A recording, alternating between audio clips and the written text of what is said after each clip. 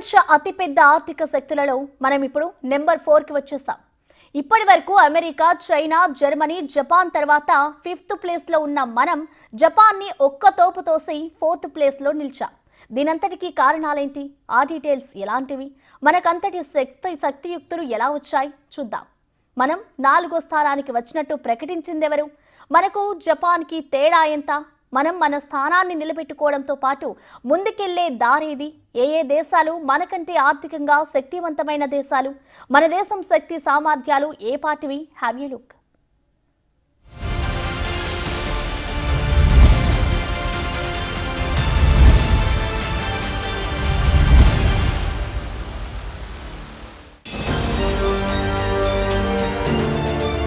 బలిరా భారత్ బలి.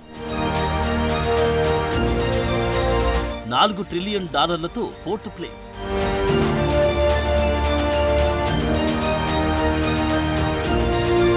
మన ముందున్న ఆర్థిక వ్యవస్థలు యుఎస్, చైనా, జర్మనీ మాత్రమే.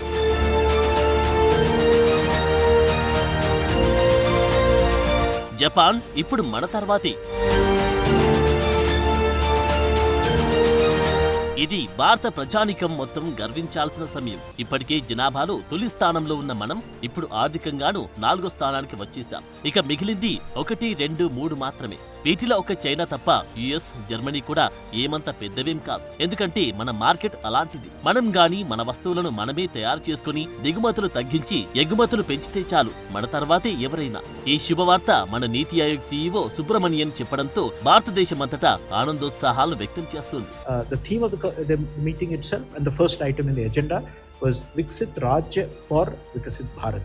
Viksit Bharat Hetu Viksit Rajya. The Prime Minister had given a call for all states to prepare their own state visions.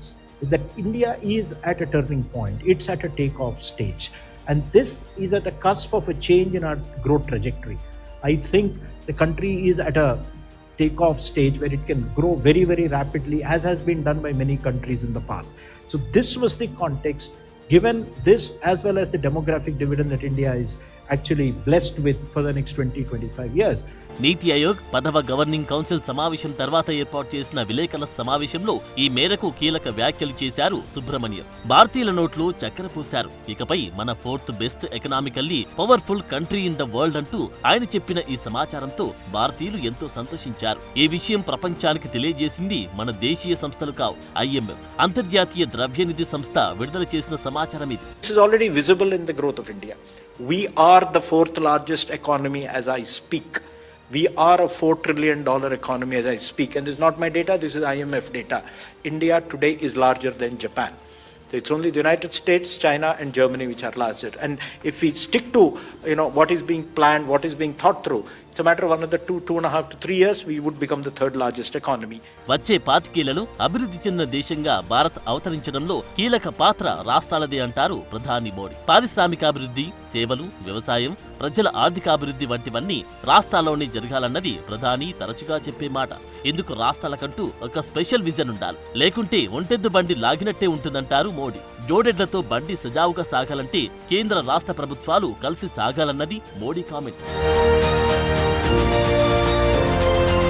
తాజా సమావేశంలో మనకు తెలిసిన మరో మంచి విషయం ఏంటంటే 17 రాష్ట్రాలు సొంత విజన్ డాక్యుమెంట్ తయారు చేశాయి. వాటిని విడుదల చేసేందుకు సిద్ధమవుతున్నాయి. 5 రాష్ట్రాలు విజన్ డాక్యుమెంట్లను ఆల్రెడీ రెడీ చేసి వాటిని విడుదల చేసేందుకు సిద్ధమవుతున్నాయి. అవి ఏపీ, యూపీ, తమిళనాడు, గుజరాత్, పంజాబ్. మిగిలిన 12 రాష్ట్రాలు ఆగస్టు నాటికి విడుదల చేస్తాయన్నారు నీతి ఆయోగ్ CEO BVR సుబ్రమణియన్.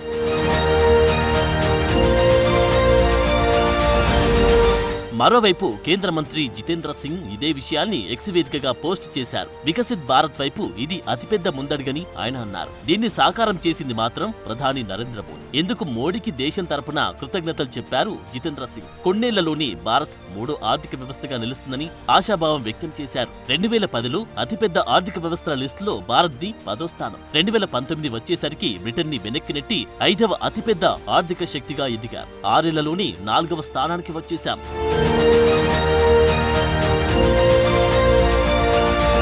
2026 ఆర్థిక సంవత్సరానికి దేశ జీడీపీ దాదాపు 4187.017 బిలియన్ డాలర్లకు చేరుకుంటుందని రిపోర్ట్ చేసింది IMF. ఇది జపాన్ జీడీపీ 4186.431 డాలర్ల కంటే కొంచెం ఎక్కువ.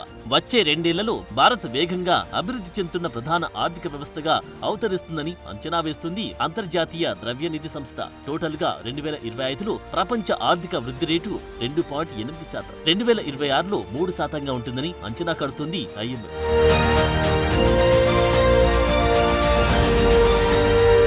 జపాన్ కి మనకి చాలా తక్కువ తేడా మాత్రమే ఉంది కదా. ఈ ఆధిక్యత నిలుపుకునే దారేది అని చూస్తే ఎందుకు మనమేం చింతించాల్సిన పని లేదంటుంది IMF. కారణం భారత్ ప్రస్తుతం వాయువేగంగా అభివృద్ధి చెందుతున్న దేశాల్లో ఒకటిగా అవతరించిందని. ఇది మన దేశవాసులు సంతోషించాల్సిన విషయమని అంటుంది అంతర్జాతీయ సంస్థ.